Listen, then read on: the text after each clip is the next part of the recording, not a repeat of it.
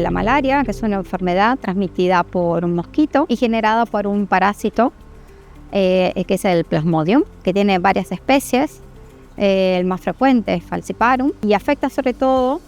en nuestro entorno a pacientes viajeros y también a lo que denominamos VRF, que son personas que vuelven a sus países, son picados por un mosquito i s'enfermen d'esta patologia. Llavors, un cop hi ha una sospita clínica, és molt important fer un diagnòstic ràpid perquè el retras diagnòstic està associat al pitjor pronòstic de la malaltia o de l'evolució de la malaltia. El laboratorio tiene un papel fundamental en el diagnóstico y detección de esta enfermedad, ya que se diagnostica básicamente por un estudio de sangre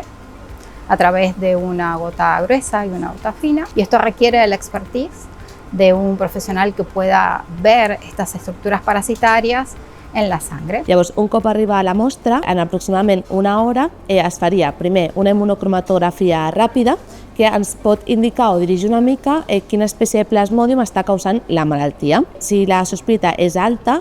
tant si la prova aquesta ràpida és positiva com negativa, és molt important fer una confirmació mitjançant la microscopia, on aquí els microbiòlegs tenim un paper fonamental, ja que podem diferenciar quina espècie de plasmodium està causant la malària i a més també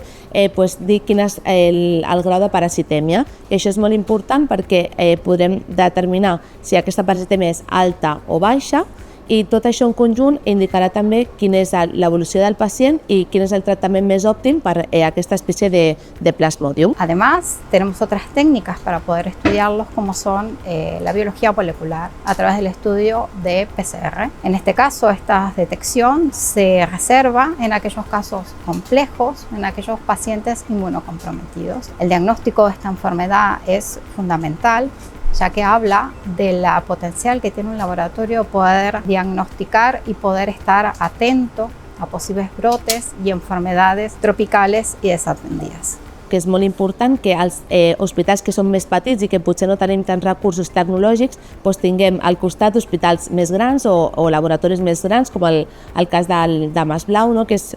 això, fer com xarxa per poder definir el diagnòstic final.